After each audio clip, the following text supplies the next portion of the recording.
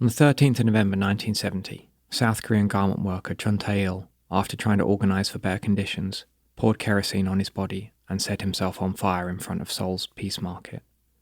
After his death, his mother Lee So-sun dedicated her life to continuing his work, organising amongst garment workers under the brutal US-backed military dictatorship.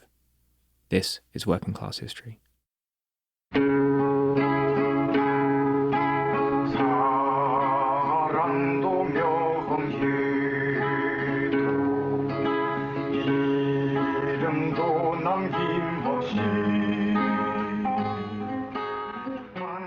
Hi, and welcome back to the Working Class History podcast, which is brought to you by our Patreon supporters. Our supporters fund our work and in return get exclusive early access to podcast episodes, bonus episodes, free and discounted merchandise and other content. The more support we have, the more frequently we'll be able to release episodes. So join us or find out more at patreon.com/workingclasshistory. Link in the show notes. Today's the first of several episodes we have planned on Korean history. Specifically, we're going to be looking at the struggles in the South Korean garment industry, and in particular at the lives of Jeon Tae-il and Lee So-sun, two really central figures in the workers' movement, one of whom is very well known in South Korea, and one of whom is not so well known, for reasons we'll explore later. I'd like to thank my friend Stephen from Seoul for suggesting this as a subject for an episode. When I was in South Korea a couple of years ago, Stephen also very kindly showed me around and translated a new exhibition space dedicated to Jeon Tae-il. As a content note, this episode contains descriptions and discussion of suicide, as well as a few brief mentions of sexual violence. We are very pleased to be joined by Rachel Min Park, a member of the Heung Coalition. Thank you so much for having me here today. My name is Rachel, and I currently work as a freelance researcher, translator, and film critic. Broadly speaking, I research modern Korean history with a focus on cultural representations of communist women during the Korean War and immediate post-war period. And I also wanted to thank my friend Hanbit Lee, who introduced me to a lot of the organizations doing important work in the labor rights movements currently in South Korea. Before we got into the interview, Rachel wanted to make a bit of a disclaimer, which I hoped wouldn't really be necessary, but we're including it just in case anyone would make the mistake of conflating one individual of being representative of a much larger group. So before we begin, I just wanted to note that I am Korean American, born and raised in the US, though I did recently live in South Korea for about 3 years for grad school. I wanted to mention this because I think there is a general trend in media where Korean Americans can sometimes be presented as experts on Korean culture and society solely by merit of the shared ethnicity, but there's a huge difference between the two countries, and I think it's really important to recognize all the commensurate privileges that I've had as a US citizen, such as fluency in English or access to a lot of these institutions. So in that sense, I do want to emphasize that I don't speak for all Koreans, nor should I be taken as a kind of representative or authoritative voice of any kind on behalf of Koreans as well. Before we get going, we just need to give a super brief bit of background on Korean history. The events are complicated, so to fit this into the available time, we're going to have to be simplifying a lot in order to explain the necessary context. So don't take this as a full and definitive history. As always, we've got links to sources and further reading in the show notes. In 1910, Korea was annexed by the Japanese Empire, who set up a brutal colonial regime and attempted to eradicate Korean history, culture, and language. So they banned the Korean language, burned books and historical archives, enforced Japanese Shinto religious practices. They implemented forced labour for hundreds of thousands of Korean workers and sexually enslaved large numbers of Korean women for the benefit of Japanese soldiers, people commonly referred to as comfort women. Now, this wasn't something that was passively accepted by Korean people, especially poor and working class people, although some Koreans, including the ancestors of many rich and powerful Koreans today, became extremely wealthy by collaborating with the Japanese. They developed a militant and powerful anti-colonial movement, which fought against Japanese forces in Korea, as well as in Manchuria, northeast China, and the Japanese mainland. In 1945, Japan was eventually defeated at the end of World War II, and Korea was then occupied by Allied forces, with Soviet troops taking over the part of the country north of the 38th parallel, and US troops taking over the south. They agreed, alongside Britain and China, to a 5-year trusteeship leading to independence. Some in the Korean independence movements demanded immediate independence, but the influential Korean Communist Party, which was allied with the Soviet Union, supported the trusteeship arrangement. People's committees set up across the Korean peninsula then established a provisional government, the People's Republic of Korea, in September 1945, which had a progressive 27-point program including things like land redistribution, rent controls, nationalisation of major industries, guaranteed human rights, universal suffrage, equality for women, a ban on child labour, workers' rights, and an 8-hour maximum working day. Perhaps unsurprisingly, this was not to the liking of US authorities, who soon disbanded and outlawed it, and instead set up a military dictatorship in the south, staffed by former Japanese colonial officials. After a huge public outcry, they replaced some Japanese bureaucrats with US bureaucrats, but instead enlisted the deposed Japanese officials as advisors. Workers and peasants rose up against the regime in 1946 and were violently repressed. Meanwhile, in the north, land reforms did begin to take place, with land owned by Japanese colonists and wealthy Korean collaborators generally peacefully and equitably redistributed among poor farmers and the former owners, although many of the former owners decided to instead leave for the south rather than live on equal terms with their neighbours. US-Soviet relations deteriorated rapidly after the end of World War II, as the Cold War began to heat up. In 1947, the USSR proposed that both its troops and US troops leave, allowing Koreans to form their own government. This was rejected by the US, presumably because they feared the election would be won by communists or left nationalists. The United Nations, or UN, then decided it would supervise elections. But the USSR didn't trust it to hold fair elections, and so they boycotted the decision, meaning that the elections only got held in the US-occupied southern zone. Korean workers began huge strikes against the plan, fearing it would lead to the country being divided, and residents on Jeju Island rebelled as well. These were violently crushed by the South Korean military, who killed up to 10% of the population of Jeju. Eventually, the election took place, and, being boycotted by opponents, Syngman Rhee, who was backed by the US, emerged victorious and soon gave himself dictatorial powers. This was the tumultuous situation into which Jeon Tae-il was born. Jeon Tae-il was born September 28, 1948, in Daegu, Gyeongsang Province, as the oldest of two sons and two daughters. He was the eldest son of Chun Sang-soo, a poor laborer and tailor from Daegu, and his wife, Lee So-san, whose father had been an independence fighter during the colonial period and had been killed by the Japanese authorities. At the age of 13, Lee So-san had been taken by Japanese authorities as part of their forced labor program and worked in a factory that manufactured uniforms. So he came from a very poor, underprivileged family background, but this was also sadly a rather common background during these times. Jeon Tae-il grew up during a time that was generally filled with extreme hardship and suffering for most Koreans. Korea had been liberated from Japanese colonial rule for only about 3 years when Chun was born, and by that time, the Korean peninsula had been carved up along the 38th parallel into the north and the south. There was extreme chaos with power struggles all across the peninsula, and this was only exacerbated by the ensuing Cold War tensions and the direct interventions of the US and Soviet Union. And on June 25th, 1950, the Korean War broke out, which subsequently plunged the entire country into great poverty, violence, and suffering. Violent conflicts had begun to erupt at the border between the North and South, which eventually developed into the Korean War after North Korean troops crossed the 38th parallel in an attempt to reunify the country. Now, this is typically referred to as a North Korean invasion of the South, for example, by places like the British Imperial War Museum.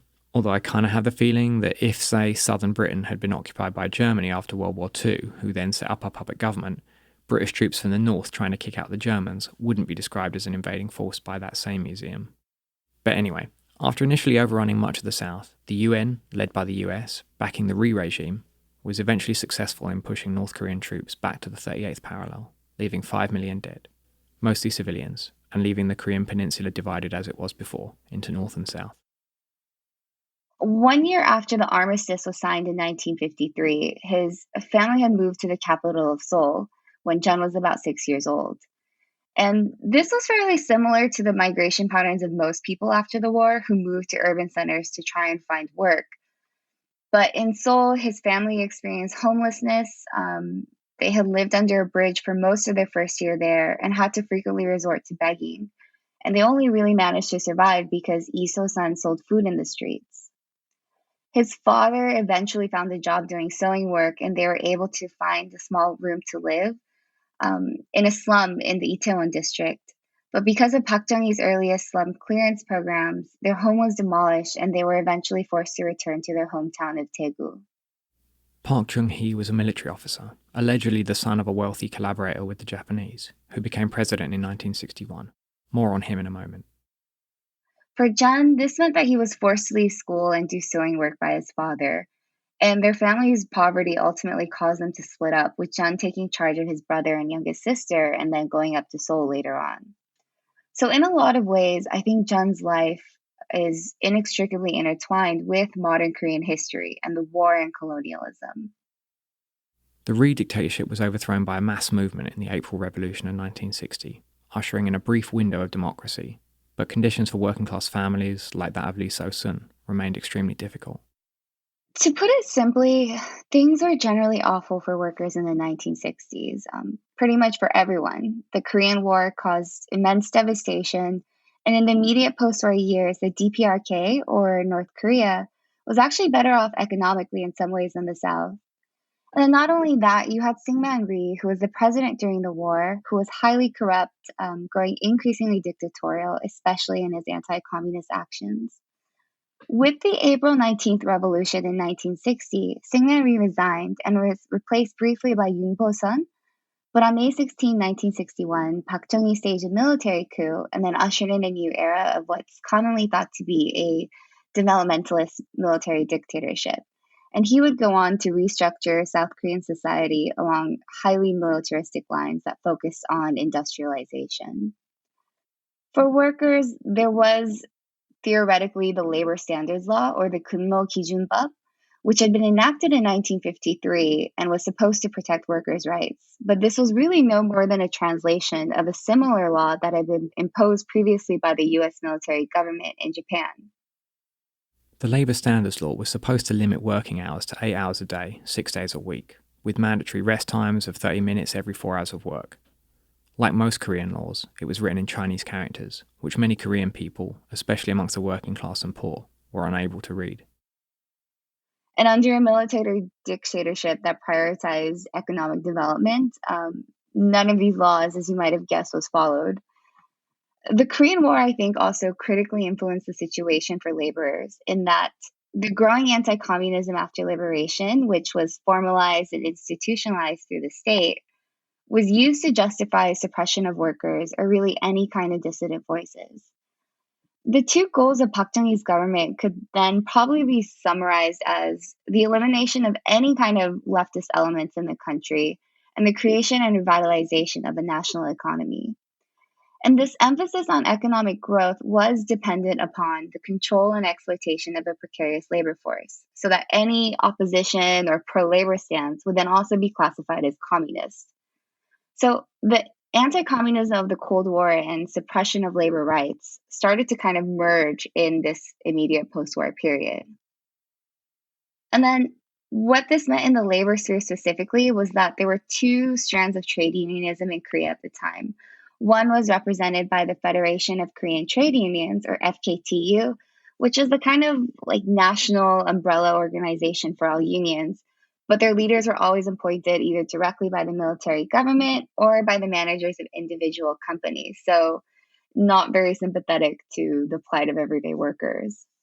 And then the other strand in Korean labor unionism at the time was the democratic trade union movement. So the more informal, unofficial, and kind of grassroots movements that consisted of mainly branch unions in textiles, electronics, and the garment sectors. And this, I think, was a curious time in that women's participation in the labor force also increased quite significantly. So this trend had started during the Korean War, where, like a lot of other countries during wartime, the women began entering the labor force in large numbers to make up for the men who had gone to battle. But I don't think this trend stopped after the ceasefire. So the proportion of women in the labor force kept increasing across the decade. So around 29% in 1960, 35% in 1970, and then 37% approximately in 1980. For women, they mostly worked in agricultural production, industrial manufacturing, but they were excluded from the most capital intensive industries, such as shipbuilding, chemical and automobiles, and they didn't have any access to vocational training. So by the 1970s, then, women comprised about 55% of the workforce in electronics, 72% in textiles, and 52% in rubber footwear. And these industries accounted for almost two-thirds of South Korea's exports during the early 1970s. So basically, women were only able to enter labor intensive industries marked by insecure employment, low skill levels, and low wages. And a lot of these women were also from the countryside. So there was a high rate of rural to urban migration during this time. So, with all these conditions, exploitation was almost inevitable and conditions were atrocious. But I think, especially so for women who are oppressed both under capitalism, but then under patriarchy as well. Holding education levels constant, women workers in manufacturing received about 56% of the wages paid to their male counterparts. And these young women migrants then just became a part of this rising proletariat class in South Korea's industrializing economy. And they created an easy and kind of abundant supply of cheap and exploitable industrial labor. But this also kind of worked with an extra mindset where daughters were then kind of used by their families for profit. So families would often send daughters to work in a factory somewhere and then use those wages to send their sons to schools or maybe prioritize their sons in ways that daughters were not allowed. So this is the general situation Jeon Tae-il found himself in as he began his working life.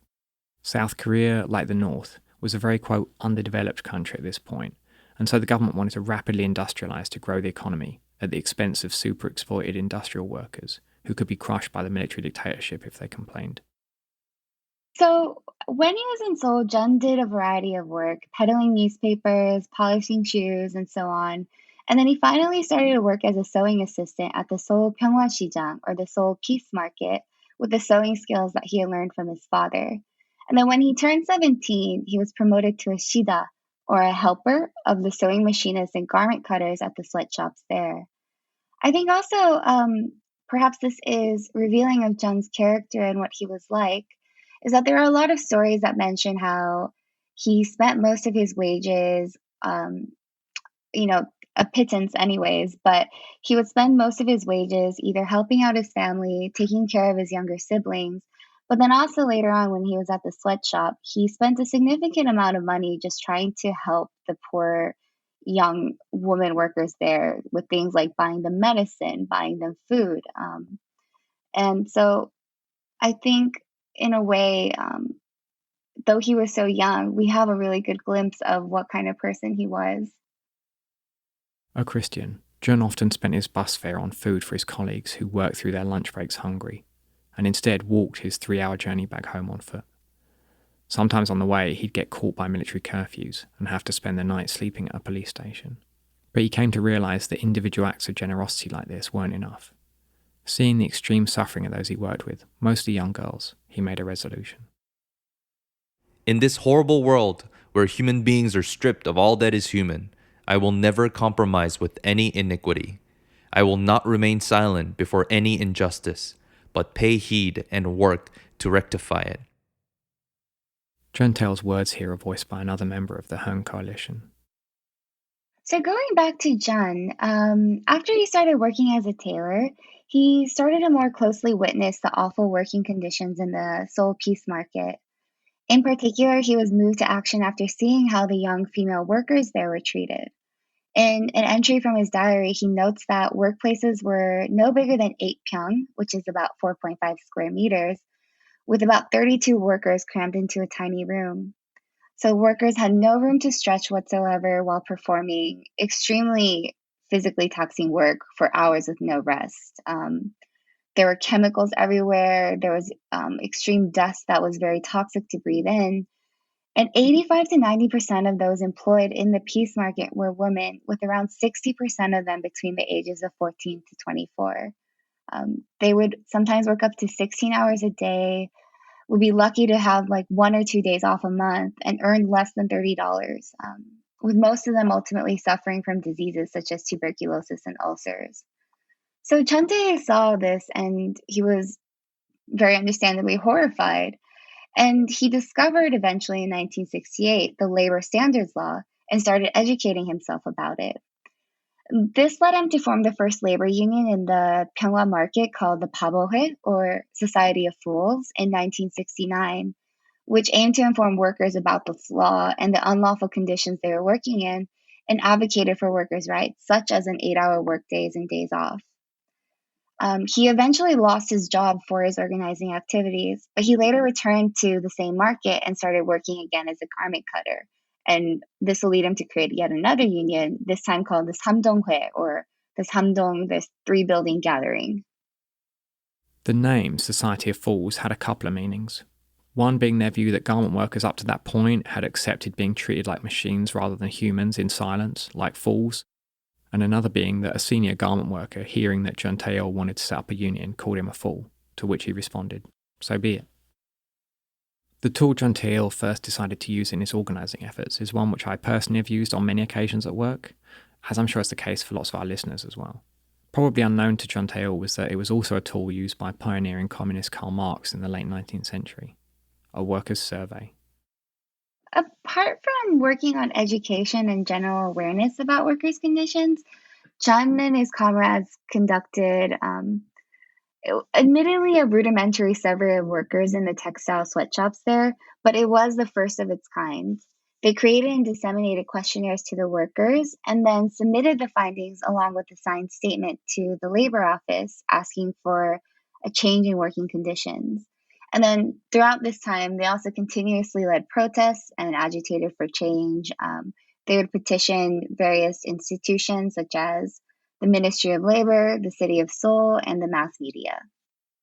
The survey, it was the first of any kind, and the first time anyone, I think, demonstrated a desire to listen to workers and to try and have their voices publicized. Moving from a survey to action would have been extremely difficult. As Rachel outlined, the main union federation, the FKTU, was run by the government, and generally more concerned with preventing wildcat strikes and rooting out agitators than advancing the interests of workers. On top of that, the Park regime had set up a huge secret police force, the Korean Central Intelligence Agency, KCIA, which wasn't only concerned with national security but also with protecting business interests. They sent hundreds of agents into factories to uncover workplace militants. Employers could also rely on state police and privately hired thugs to persecute activists. Independent union organisation then could only happen outside the law, and a web of other restrictive laws made organising strikes effectively illegal, even though they were technically legal. So, for example, strikes could only be held 3 months after the start of a dispute, and the government could order a strike to end at any point. Despite all this, Jeon Tae-il continued to try to organise. In addition to his gruelling work schedule, his long commute, and his activism, he also somehow found the time to develop a detailed plan for a humane garment enterprise, one run cooperatively by its workers. He put together a 25-page document sketching out how it could work. It would consist of 50 sewing machines, run by 157 workers, and will cost about $30,000 to set up. He got fired a couple of times from different jobs in the garment industry for his organising efforts, and ended up working as a construction labourer while still trying to agitate on behalf of garment workers. And, being a poor worker, he was unable to raise the necessary start-up capital for his cooperative. Employers and the government ignored his survey results, despite the terrible conditions for workers it exposed and the breaches of the labour standards law. And with his unionisation and cooperative efforts proving fruitless, at some point he decided to take drastic action. This is the entry from his diary dated the 9th of August 1970. How much time have I spent hesitating and agonizing after initially making my decision? At this moment, I am almost perfectly determined. I must die. I absolutely must die. To return to the sides of my poor comrades, to the hometown of my heart, to those young innocents of Pyeonghwa Market who form the entirety of my ideals. I, who have vowed to lay down my life in those endless stretches of time and daydreams, must die to join those fragile beings that need my protection and care. I must throw myself away. I must destroy myself. Just wait and hold on a little longer so that I will never leave your sides. I devote the entirety of myself, weak as I am, to you. It is all of you that are the hometown of my heart. Today is Saturday, the second Saturday of August, the day I have resolved my heart. In this moment when innocent lives are withering, O Heavenly Father, please grant me your mercy and compassion so that I may become a single drop of dew. Jeon at this time had become really discouraged by the government and society's apathy towards workers, despite all his efforts, and how this was just resulting in increasing control of factory owners over sweatshop workers. And he was also discouraged by a lot of internal strife within these unions themselves because, organizing is hard work and there were inevitably a lot of conflicts between people. And so at a public demonstration on November 13th, 1970, one that Jeon and his comrades had planned, they had aimed to burn a copy of the country's labor standards law as this kind of symbolic protest against the working condition and the government's neglect.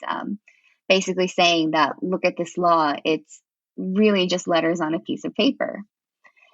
And yet this protest plan had been leaked to the police and factory owners, and so they prevented a lot of workers from attending, and the police had already swarmed the protest site so that anyone who did manage to come were separated and then directed back to the factories. And so on the brink of the protest failure, Jeon ended up pouring the flammable paint thinner that had been planned for the event over his own body and set himself on fire. He then ran through the streets yelling, "Abide by the labor standards law. Workers are not machines, and do not let my death be in vain." Words that have since then become immortalized and very well known throughout South Korea.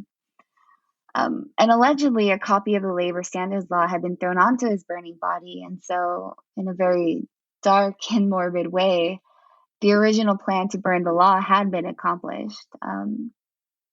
He was then rushed to a hospital, but died about 9 hours later, surrounded by his mother and his friends. And he was only 22 years old at the time of his death.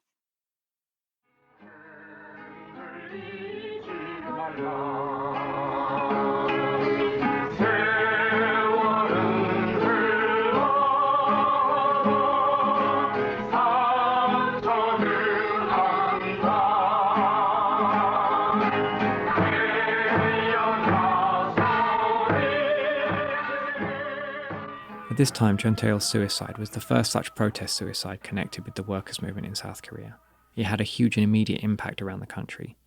However, it's extremely important to point out that since then, there have been significant numbers of other suicides in South Korea for similar reasons, and none of them have led to any kind of resulting social change. We're going to talk more about this later, but that's really important to bear in mind. Broadly speaking, Jeon Tae-il's death unified a series of disparate groups and solidified a lot of the alliances that would prove crucial to the later democratization movements in the 1980s. So a lot of students actually, they felt ashamed and guilty in light of the fact that Jeon had really wanted to receive higher education, and he had expressed a desire for university friends that could help him with the classical Chinese characters that were necessary to understand the labor laws. So 5 days after his death, 200 students from the Commerce Department at Seoul National University, one of the most prestigious universities in Korea, had staged a hunger strike and demanded improved working conditions and vowed to support workers. And then on November 20th, students at major universities such as Seoul National, Ewha, Korea University, and Yonsei, they organized a rally to commemorate his death and adopted a resolution stating that they would establish their own truth or fact-finding commission regarding the working conditions of laborers. This all led to a closer alliance between the students or intellectuals, workers, and Christian organizations, as Christian organizations were spaces where these students or intellectuals could most easily meet workers and also find programs that had already been set up for them. So one example is the Urban Industrial Mission in the 1970s, which was an interdenominational ministry created in the late 1950s to spread the gospel to the workers. But after Jeon's death, from 1972 to 1979, the urban industrial missions, their purpose kind of shifted to become more of the awakening or enlightenment of workers.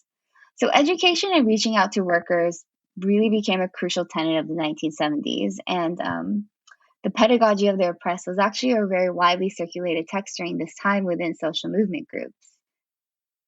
Pedagogy of the Oppressed by Brazilian educator Paulo Freire was published in 1968 and quickly became extremely influential. Freire was writing from a socialist perspective of someone involved in grassroots efforts to teach adult literacy and working class communities, and advocated upending the traditional relationship between student and teacher. So rather than a teacher being someone to simply bestow information on a student, teaching should begin by coming together with the understanding that both have things to teach and learn from each other. Jeon's death, I think, also became the catalyst for transforming night schools from just a kind of regular supplementary school system to a place for conscious social movement that engaged in social issues and political education. And then for the workers themselves, one of the most immediate after effects was the 1970 Peace Market protest, which was directly sparked by Jeon's death. And then until then, most of the women workers in the sweatshops there had been quite understandably preoccupied with mere survival and had perceived themselves primarily as individuals rather than belonging to a larger group of workers or having this kind of class consciousness. So 2 weeks after Jeon's death, these women workers formed the Cheongye Garment Workers Union at the Peace Market. And with increased pressure on the government and public awareness of caused by Jeon's death, this union was actually soon officially recognized. One of the people who was involved in the establishment of the Cheongye Garment Workers Union was Jeon Tae-il's mother, Lee So-sun. Cho Young-ne, the author of a biography of Jeon Tae-il, noted that Jeon had requested that his mother carry out what he had failed to do at his deathbed. While Jeon was alive, she had been pretty apathetic and rather hesitant about Jeon's organizing activities because from the position of a mother, she was understandably concerned about his safety. But after his death, she really took his words to heart and became an organizer herself and directly involved in the labor movement. In fact, I actually think Lee So-sun was just as critical to the labor movement, if not more, than Jeon Tae-il. And that the difference in the ways that Jeon and Lee are remembered, so that is, Jeon is widely celebrated, and there are all sorts of memorials for him.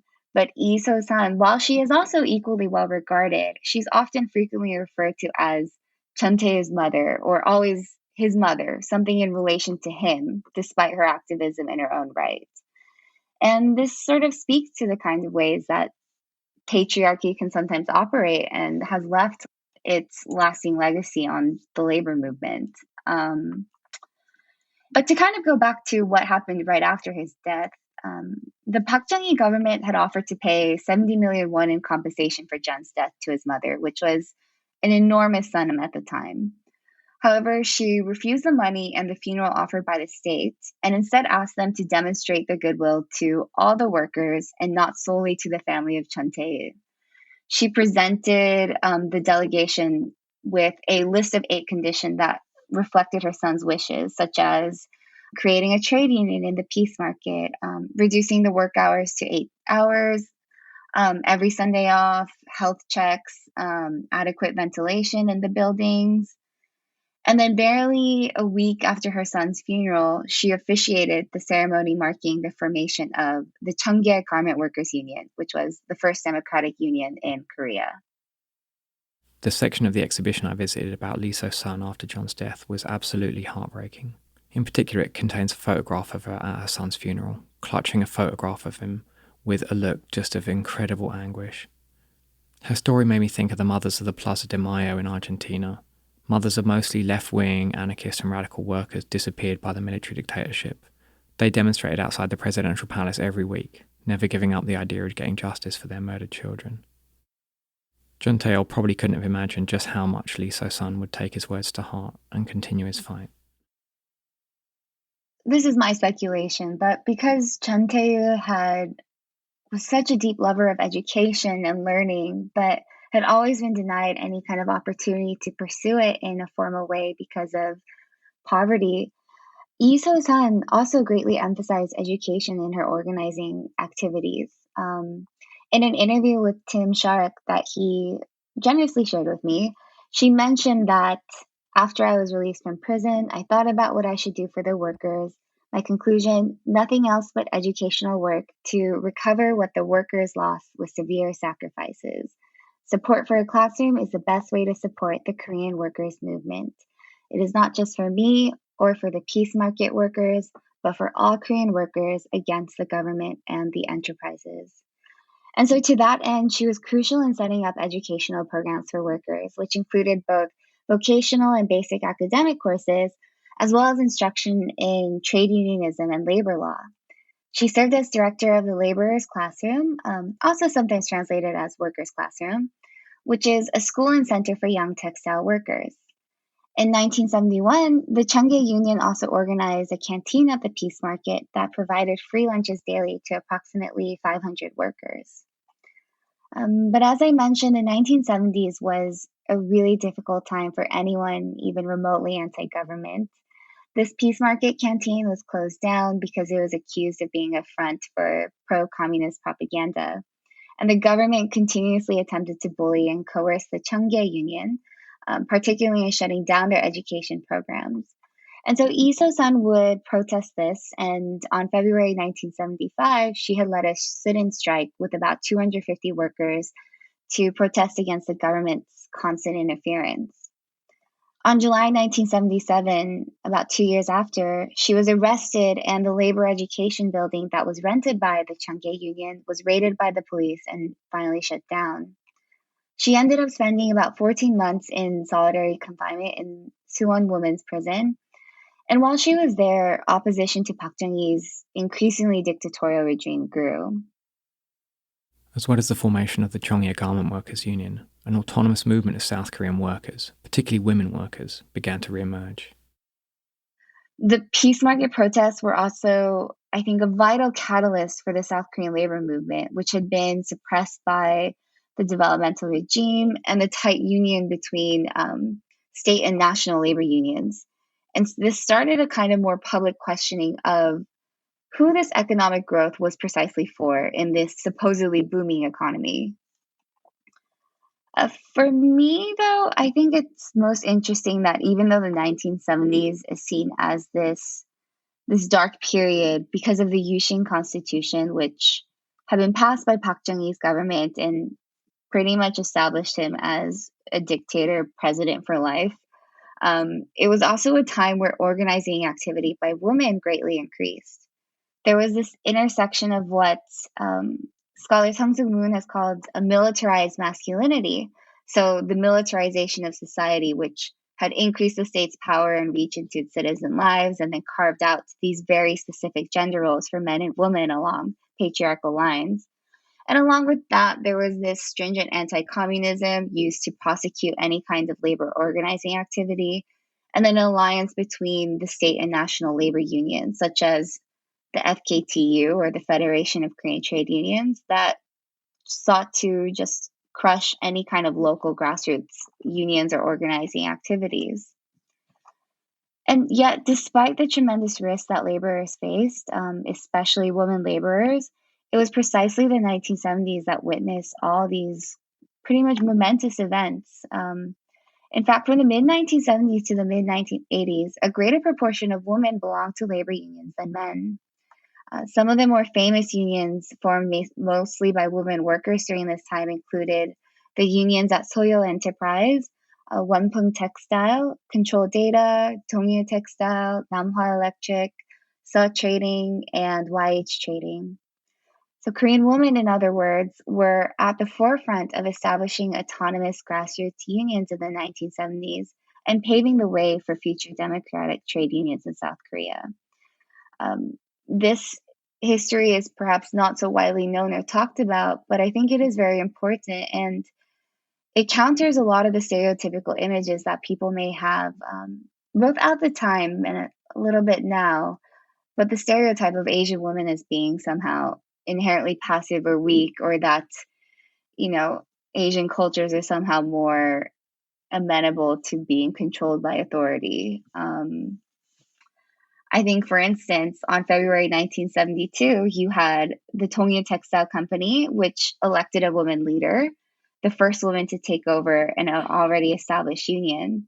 And on April 15, 1974, women led the formation of a branch union at the Pando Textile Company.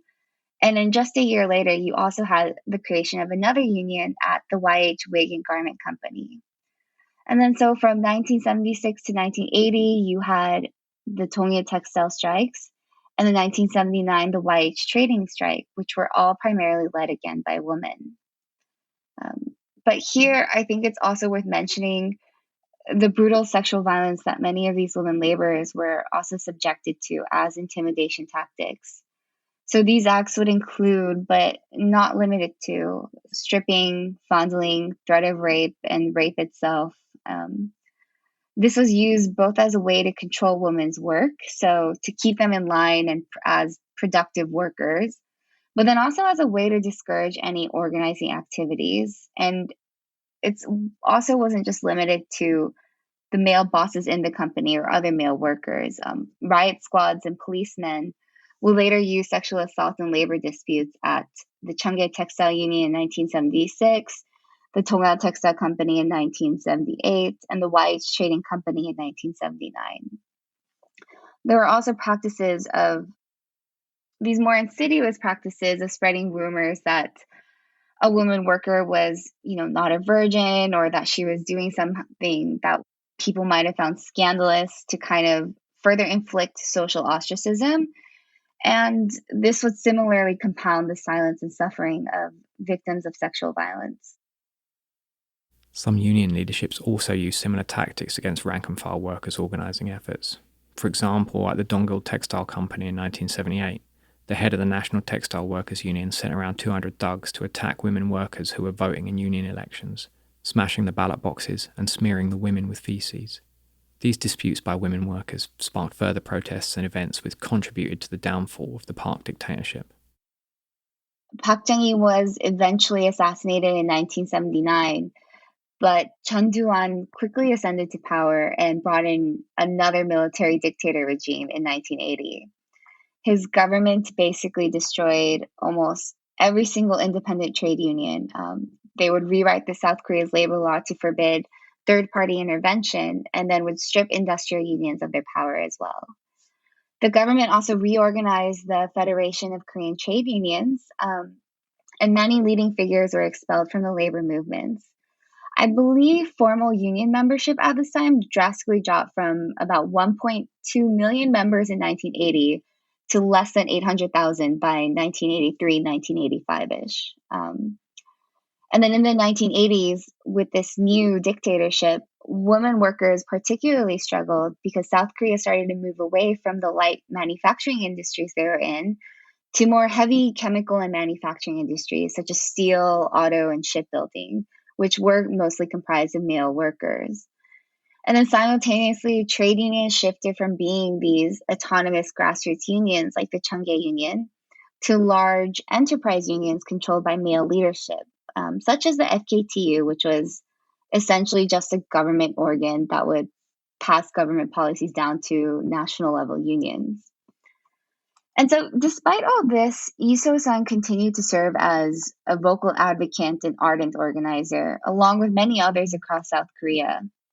In 1980, you had the Guangzhou Uprising, but in 1987, a crucial year where many underground unions developed, there was also the June Democratic Struggle. That was a nationwide democracy movement in South Korea that created just massive protests for weeks in June, and eventually succeeded in forcing the ruling government to hold elections and other democratic reforms. So her activism, I think, can be seen as kind of part and parcel of this larger stream of organizing and democratization movements that were going on in Korea during this time. We're currently working on an episode about the Guangzhou Uprising and have a couple of interviews with people who took part in it, so do make sure to subscribe so you don't miss that. The Guangzhou Uprising followed other uprisings in Busan and Masan in 1979, and just a few years later came the June Democratic Struggle in 1987. This was sparked by the killing of a student demonstrator who was tortured to death by police. as well as the police sexual assault of a woman labour organiser from Seoul. The fall of the dictatorship was quickly followed by a massive, unprecedented strike wave called the Great Worker Struggle. It involved up to 1.2 million workers. That's a third of the regularly employed workforce. It affected most major industries, and it won significant increases to pay and conditions. Lee So-sun continued her activism through this period, until the end of her life. Lee So-sun passed away at the age of 82 on September 3rd, 2011. Because of her frequently repeated phrase, where she would say, "Every worker is my son now," she earned the title of mother or 어머니 from a lot of workers. I have slightly mixed feelings about this because I do believe, we should see women as just beyond their ability to be mothers or daughters or wives. But I do think it is a term that indicates the high respect and regard that many people had for her, especially laborers, and a recognition of her efforts on their behalf. And she was very active. I mean, she died in an old age, but even up until her death, she continued fighting for workers, and not just laborers, but the rights of really all those that were marginalized in society. Lee So-sun was also a vocal advocate for irregular workers, casual workers who were often sidelined by the regular labour movement. She also co-founded and helped lead the Association of Bereaved Families for Democracy, a group run by relatives of those killed in the pro-democracy movement. And she was also a participant in the People's Movement Coalition for Democracy and Reunification in the 1980s. Despite her central role in the South Korean working class movement, and the fact she was involved for so many decades, Lee So-sun is not nearly as well known as her son. Just walking around in Seoul, my friends and I happened upon a statue of Jeon Tae-il by the Peace Market. And when I asked a couple of non-activist Korean friends, both of them had heard of Jeon Tae-il and were aware that he was a labour movement martyr, but neither of them had heard of Lee So-sun by name. But she was the subject of a documentary in 2012. And the title of the documentary is 어머니, which is mother. So I think, this kind of remembering is not just limited to individuals, but it is kind of promoted on like a mass, kind of wider cultural scale too. And, I have mixed feelings about it, but hopefully we're kind of moving in a different direction, and someday we'll have a statue of Lee So-sun. One thing we mentioned earlier briefly, we need to look at again in a bit more detail. This is the question of protest suicide. We've spoken about Jeon Tae-il and his suicide and spoken about positive social outcomes that it had. However, it is really, really important to point out that this doesn't mean that this is a good tactic or one which is ever worth anyone repeating.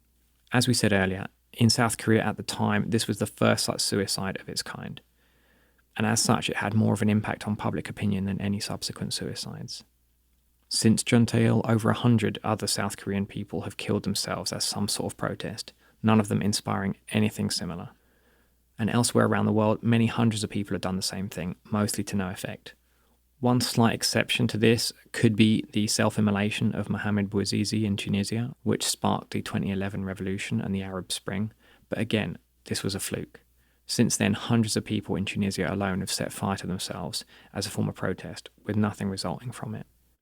Similarly, in the UK, numerous people have killed themselves due to austerity programs, particularly cuts to sickness and unemployment benefits, mostly out of despair rather than protest as such. But again, this did not result in any sort of widespread sympathy for the unemployed or disabled people, let alone any positive changes. It's impossible to tell if history could have happened differently, if different things had happened. For example, it's quite possible that some other sequence of events could have sparked the growth of the workers' movement in South Korea at that time. Jeon Tae-il himself may have even managed to go on to have concrete successes with organising if he had not died at such a young age. For most people, this stuff probably goes without saying.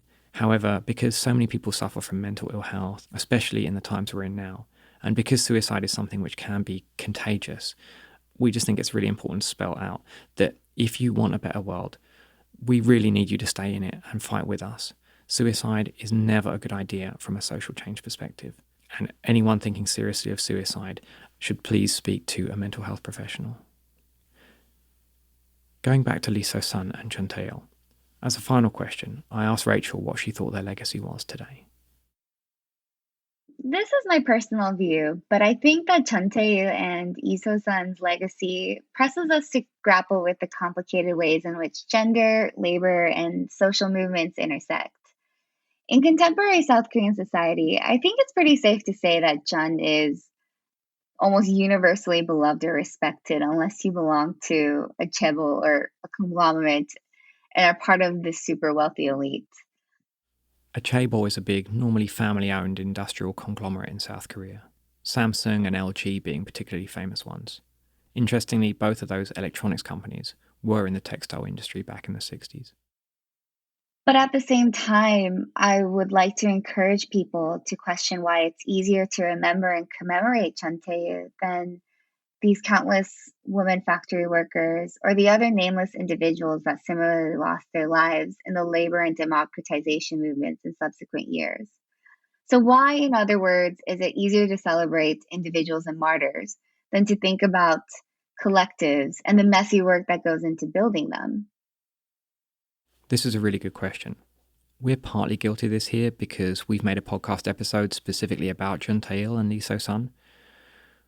We also touch on this same question in our first podcast episode about the Grunwick strike of East African Asian women workers in London in the 1970s. That was very much a collective struggle, but often the media and some historians like to portray history as a story of great men, or occasionally women, and the Grunwick strike is often portrayed as being led by one person. Whereas in reality, as in any industrial dispute or big struggle, it's the mass participation of large numbers of people which is key to whether we win or lose. So, not wanting to make excuses as such, we decided to name this episode as we did, basically because Jeon Tae-il is a famous figure, and so people are more likely to find this through a search engine than something more abstract. Also, he and Lee So-sun aren't so connected to one specific strike or dispute, which we could name the episode after instead. Hopefully, though, it's clear from how Rachel's told the story that they were just two participants in a much bigger story about large numbers of mostly women textile and garment workers. In general, though, it is important that we think about how we can tell stories about kind of unnamed masses of people rather than just a few prominent individuals. As a small point of information, Rachel's about to mention Kichijon workers. These were sex workers or comfort women located near US military camps. Those in leftist spaces, I believe there's also kind of a tendency to have a fixed and romanticized image of the struggling factory, farm, or industrial worker who is often male. And so, what is the kind of implicit moralizing that we do when we limit our definition of labor and laborers? For instance, we might think of the Kijichon workers or the US military camped down sex workers at this time who were left out of any kind of these sort of labor movements. Simultaneously, John reminds us that individual actions do matter and can have profound effects that none of us can really ever predict. For me, I think it's John's motivations for his actions that I find most compelling. He was moved to action by seeing the suffering of these young girls working under atrocious conditions, of seeing those that were just utterly abandoned by society that no one ever really cared about. And I think a lot about his initial motivation in the context of South Korea today. The migrant workers who are currently stranded and unable to get home because of the coronavirus pandemic, who are constantly subject to precarious and ever-changing immigration laws that only value them for the profit that they can produce. I think again about these US military camptown workers or the other currently any kind of sex workers right now in Korea who have so little protection from the law or really any sympathy from a lot of society. I think about then the marriage migrants who are left vulnerable. They face abuse and are just isolated in this newfound society to them. My really good friend Anton once said something that I love, which is that more than K-pop or Samsung, South Korea's true legacy is mass resistance. From the March 1st movement in 1919 to the more recent candlelight protests, South Korea has had a very vibrant civil society and protest culture. And so it's my hope that in the continuation of such a legacy in this age of neoliberal capitalism and globalization, that we look beyond the borders of the Korean Peninsula and also kind of embrace a more transnational solidarity with all the marginalized and oppressed people of the world. I think that in the end, this kind of activity would most accurately reflect the spirit of Jeon Tae-il and Lee So-sun's struggles and honor them.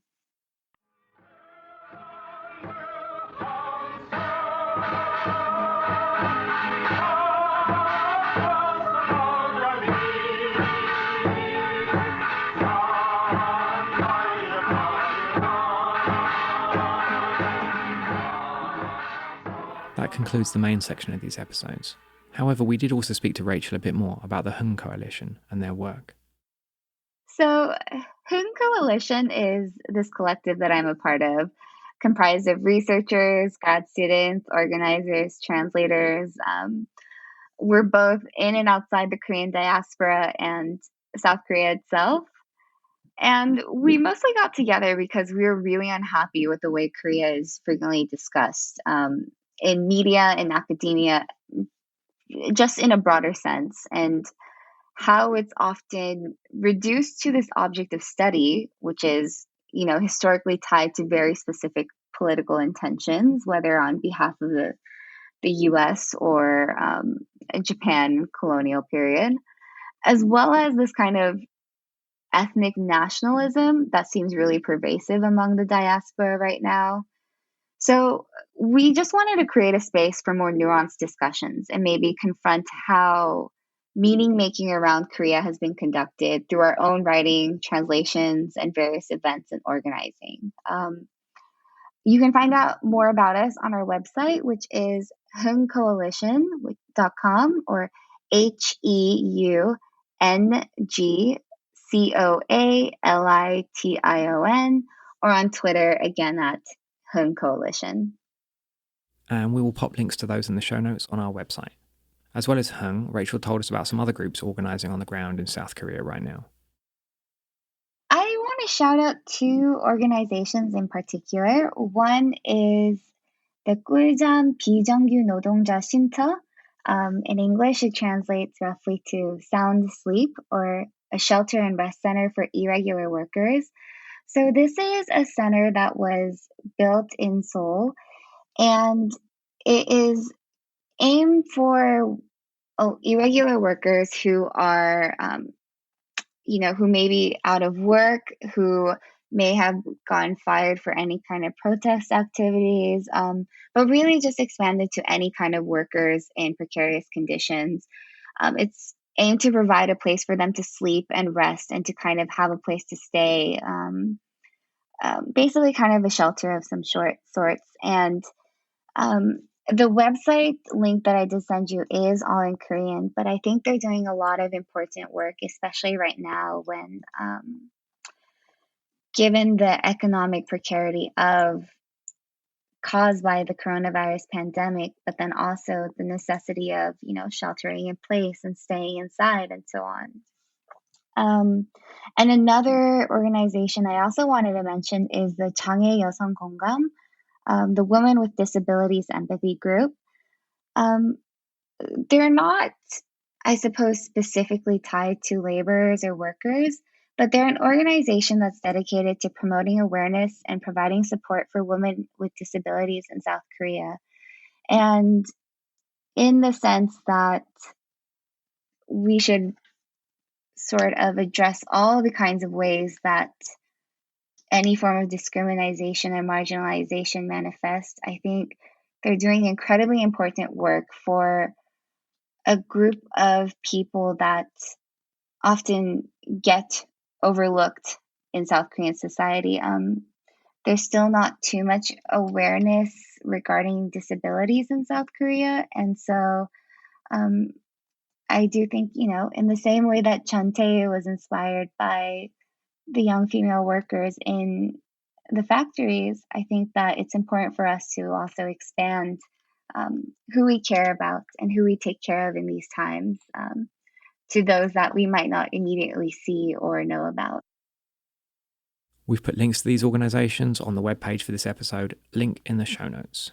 We've also got all of our sources, more information, and links to further reading on the webpage for this episode. Again, link in the show notes. In our online store, we've got a great book about South Korean history called Asia's Unknown Uprisings, Volume 1, by George Katsiafikis, and you can get 10% off that, as well as anything else in your next order from our online store using the discount code WCHPodcast. As always, huge thanks to our Patreon supporters for making this podcast possible. If you enjoy our podcast, please consider joining us on Patreon, where you can get exclusive early access to episodes, bonus episodes, free books, posters, and more. Learn more and sign up at patreon.com/workingclasshistory. Link in the show notes. Special thanks to Connor Kanatsi, Shay, Anal Scuba Hive, James, and Ariel Joya. If you can't spare the cash, absolutely no worries. Please just tell your friends and family about our podcast and give us a 5-star review on Apple Podcasts or your favourite podcast app. Big thanks also to Rachel Min Park and the Heung Coalition for their assistance with this episode. Theme music for this episode was Marching for the Beloved, about the Guangzhou Uprising, by Beek Ki-wang, Hwang Suk-young, and Kim Jong-ryul. Link to stream it in the show notes. Thanks to Jesse French for editing this episode. And finally, thanks to you for listening. Catch you next time. Bye.